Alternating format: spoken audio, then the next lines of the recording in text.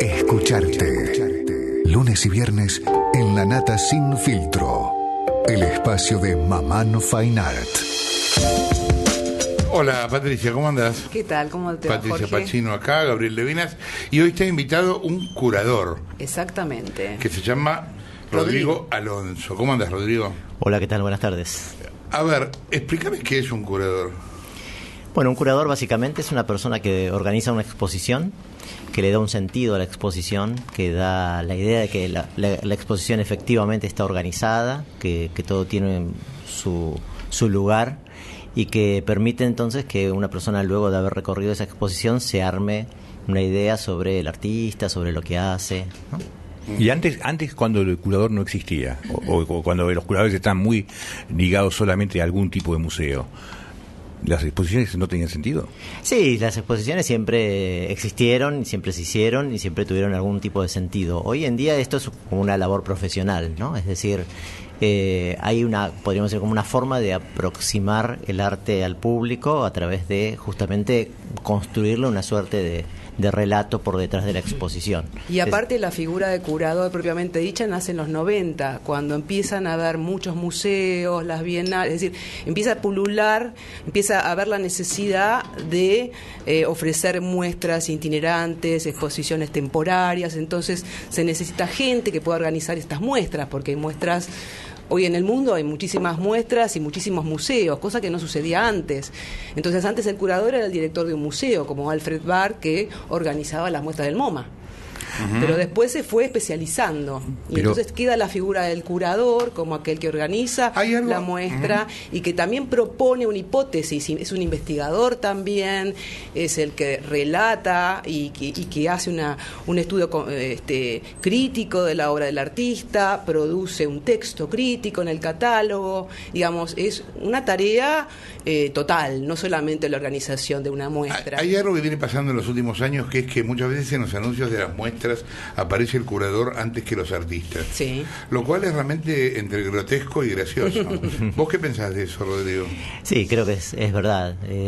Hoy en día ha adquirido mucha presencia el lugar del curador, pero creo que es como una suerte de deformación profesional, ¿no? O sea, deformación de los tiempos.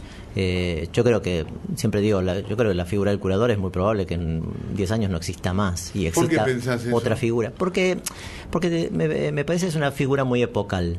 Como, digamos, en todas las épocas siempre ha habido, así como en una época era el mecenas, o en otra época era el director del museo, en otra época es el curador, y en algún otro momento seguramente habrá otra figura que sea la que, digamos, alrededor de la cual se organice el sistema del arte contemporáneo. Flavia. Se me ocurría que a lo mejor el curador es como el paralelo a un director de una colección de una editorial, por ejemplo, si sale una colección de, qué sé yo, no sé, literatura negra o ensayos sobre un tema, y hay alguien que es el director de esa colección, que hace los prólogos de todos esos libros, que es el que busca. ¿Cuál es el rol primero del curador, digamos? ¿A vos se te acerca con una colección o vos salís a buscar colecciones? Depende del proyecto. O sea, hay proyectos donde, ahora por ejemplo tengo una exposición en el Museo Nacional de Bellas Artes sobre Gyula Kosice, un artista que acaba de fallecer. Entonces me llamaron para hacer una muestra sobre Gyula Eso te Kosice. pido por favor a los que están escuchando, métanse en Google, vayan a Kosice, se escribe Kosice. Gyula Kosice, fue uno de los creadores del Madrid. Bueno, es un tipo muy interesante, realmente, muy increíble. Fantástico, porque introdujo la luz, el agua, el movimiento dentro de la producción artística, una persona muy innovadora. En ese caso me pidieron específicamente que hiciera una exposición sobre eso. En otros casos ahí me dan mucha más libertad para hacer un poco lo que yo quiero, ¿no? Que salir a buscar. Exactamente, es decir, por ejemplo, ahora en este momento también tengo una exposición en el CCK sobre los 200 años del arte argentino, de la independencia argentina, y ahí me dijeron que hiciera algo sobre la idea de futuro, y yo construí una imagen sobre el futuro, que es una imagen propia, a partir de lo que lo que me pasó por la cabeza en el momento de crearlo. Rodrigo, antes el mundo del arte eran los pintores, algunos coleccionistas y alguna gente que iba a ver las muestras, y por ahí había un restaurador que tenía que arreglar las cosas que se arruinaban, el marquero.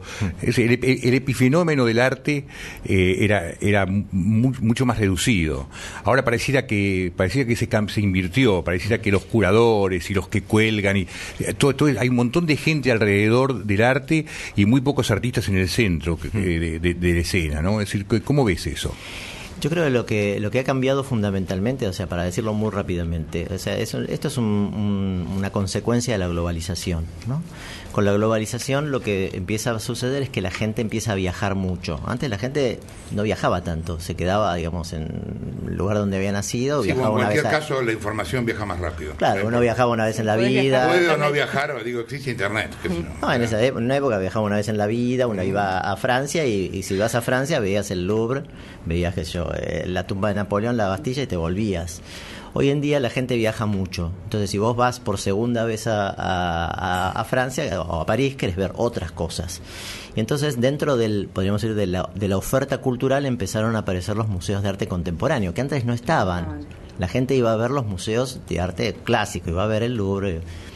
Sí, siempre 50 años atrás, 60 años claro, atrás. Exactamente. Por lo menos. Es decir, no ibas a ver arte contemporáneo. Hoy en día la gente va a ver el Pompidou, va a ver el Palais de Tokio, va a ver Tate Modern, ¿no? Va a ver museos de arte contemporáneo. Entonces, hoy en día cada vez son más importantes los curadores o las personas que realizan algún tipo de puente entre el espectador y la obra contemporánea, que es mucho más difícil de comprender, podríamos decir, que el arte clásico. Pero no es, a veces en vez de puente resulta como un impedimento, ¿no? Porque hay un montón de gente que si no está en la línea o no está en la moda, quedan afuera, y entonces resulta que esta gente, en lugar de poder exponer y que el público sea el que termina siendo como una barrera. Este no entra, este sí entra, este no entra a Arteba, este no entra a Macro, a donde sea. Es decir, que ese epifenómeno termina a veces siendo como un impedimento para que el arte se desenvuelva con mayor normalidad, ¿no? Eso es verdad, es verdad. La figura del curador ha reemplazado otra figura, que es la figura del crítico de arte. Sí, claro. ¿No? Que el crítico, siempre se dice, bueno, el crítico podía decirte que no vayas a ver una exposición, pero no podía evitar que la exposición estuviera, ¿no? Bueno, eso lo vuelve mucho más terrible, la figura del curador. Sí, digamos... Vos estás quitando... yo siempre me imagino que el curador es un tipo en la calle Lavalle que solo abre algunos cines. Sí. Sí, es verdad. Pero lo que ocurre es que la forma de evitar ese lugar es que existan muchos curadores, ¿no? O sea, en realidad la mejor forma de evitar esas... esos lugares, digamos, como que son casi de la censura, es que existan muchos curadores y que lo que no te gusta a vos le guste a otra persona. Claro, ¿no? Claro, que son lugares de legitimación y de poder, ¿no? Porque el curador legitima la obra al exponerla y hay otros artistas que no tienen visibilidad. Entonces es un poder. Bueno, tampoco grande. es que tu artista es bueno, ¿no? Porque No, también por es que supuesto, digo, obviamente. Hablando de eso, ¿hay mucho choreo en el arte conceptual? Hay de todo, pero yo creo que es porque por la contemporaneidad. O sea, yo me imagino también había mucho choreo en la época de Da Vinci, cuando existió Da Vinci. Y lo que pasa es que ya ni lo vemos. Los que quedaron, quedaron. Siempre la historia es el... Pero acá hubo choreos equivocados. Acá llegaban cuadros que cuando uno los podía ver, por ejemplo de Courbet, que se habían oxidado. Courbet había tenido mucha influencia y se habían oxidado y se habían hecho muy ocres, se habían perdido. Y los pintores de acá empezaban a copiarse del ocre, pensando que esa era la pintura. Entonces la copia salió como trastornada porque el barniz se había puesto oscuro, ¿no? Bueno, otro caso importante es el caso del arte pop en la Argentina, en la década del 60. Los artistas tenían información a través de las revistas de arte y las revistas eran en blanco y negro. Entonces el color se lo tenían que imaginar, ¿no? Y ese color tan brillante, tan hablando saturado. de revistas, contame por favor, porque yo no lo puedo creer eso. Y en verdad yo tendría que saberlo desde hace años porque soy editor hace muchos años. ¿Por qué las notas de plástica no tienen imágenes? Me vuelve loco que las notas de plástica tengan solo texto. ¿No entienden que el texto no puede pelear contra la imagen? O sea, es como, vos haces, suponete, una nota de Cosiche, ¿no? Tiene 400 líneas y una escultura. Sí. No, hermano, poneme 20 esculturas de Cosiche. Y 2 líneas. Y 2 líneas, claro, ¿no? ¿Por qué pasa eso? Lo que somos nosotros los editores, es lo pedante de los críticos. No, yo creo que es una cuestión también de costos a veces, ¿no? También porque puede ser, es sí, mucho más caro reproducir en 4 colores, ¿no? Pero es muy fuerte ver eso, ¿me entendés? Es como muy frustrante cuando es verdad. Son, bueno, los vicios, podríamos decir los vicios de la circulación de la información.